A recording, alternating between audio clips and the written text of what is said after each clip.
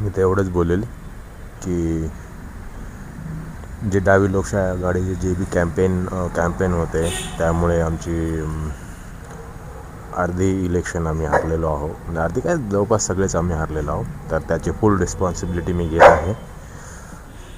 हो, कॅम्पेनमध्ये आम्ही कुठंतरी कमी पडलो आणि वरच्या लेवलचं नाही माहीत त्यांच्या लेवलचं कसं काम चालतं, पण जी जिम्मेदारी मी स्वीकारली होती त्याच्यात होतो. तर त्यामुळे मी हे स्वीकारतो की ही हार आय ॲक्सेप्टेड आणि पूर्ण जिम्मेदारीची मी स्वीकारतो. ओके, तर सांगायचं कसं झालं आहे माहीत आहे का, तुम्हाला काही कळत नाही आहे असं मला वाटतं आहे. एवढं वय झालं, एवढं झालं, तुम्ही म्हणतायत की कसं काय BJP निवडून येत आहे, कसं काय BJP निवडून येत आहे. त्याच्यात सगळ्यात मोठं कारण काय माहीत आहे काय, तुम्ही हमेशा पारंपरिक पद्धतीने काम करता. कसं आधी हारायचं, मग हरवायचं, मग जिंकायचं. हे पॅटर्न त्यांना माहीत आहे की कसं तुम्ही हरवता ह्या गोष्टी तुम्हाला कळतात आणि त्या गोष्टी त्यांना पण माहीत आहेत. पण त्यांचं जे नियोजन आहे ना, ते म्हणतात ना छोटं मॅनेजमेंट करतात, त्याच्यामागे हे कारण आहे.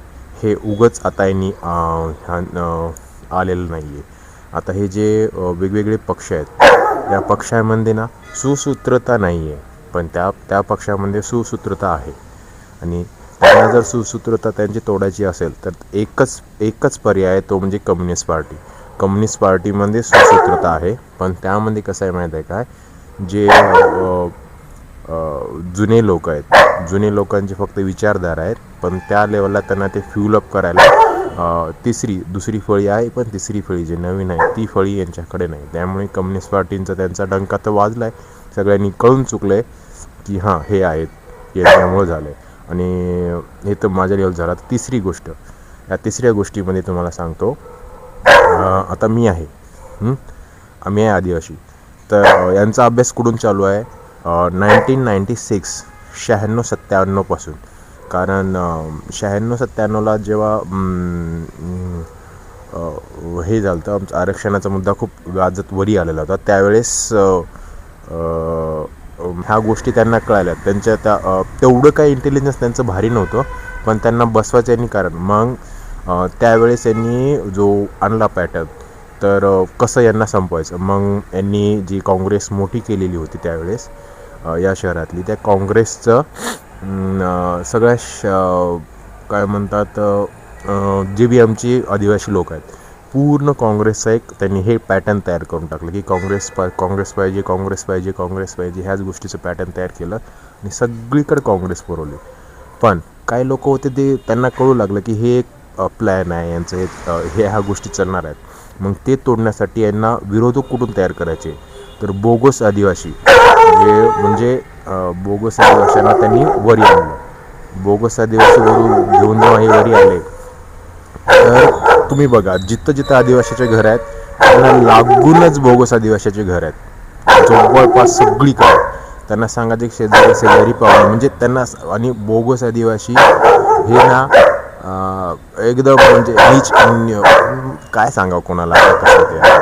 आता ते माझ्या भावाला घेरलेलं आहे, मी तर त्यांना गिनत नाही, ते वेगळी गोष्ट आहे. आमच्या बापाला घेरलेलं आहे, बाकी सगळ्यांना. आणि हे काय म्हणतात, वैयक्तिक लेवलला तुम्ही कोणाचे विरोध नाही करायचा, मला काही सांगायचं नाही. पण बोगस आदिवासी जे पण आहेत, आता सगळेच आहेत तिकडले, म्हणजे 19 वार्डामध्ये 19 वार्ड ते काय व्हायलाच नाही पाहिजे, ते हे असं आहे यांचं सगळं ते. आणि वरून मग त्यांना माहीत आहे की हे जे ह्यांचं जे पॅटर्न आहे, एकदा का आदिवासी असा मोठा झाला की हे पुन्हा वापस खाली येत नाही. तर जातीचं समीकरण, धर्माचं समीकरण हे सगळं करत आलेलं आहे. त्याच्यामुळे आपल्याला तोडणं हे कॉमन आहे त्यांच्यासाठी. ह्या गोष्टी होतच राहतात. आता त्यामुळे असं काय बस ते असं निघाल बसणे पण inasciatelle där är en erskåld bara betlamsa byggandet när det på lässet nej ett litet invoiges där så lite nej hus där en där så där att det har var så kan det inte eller det tror jag att ni måste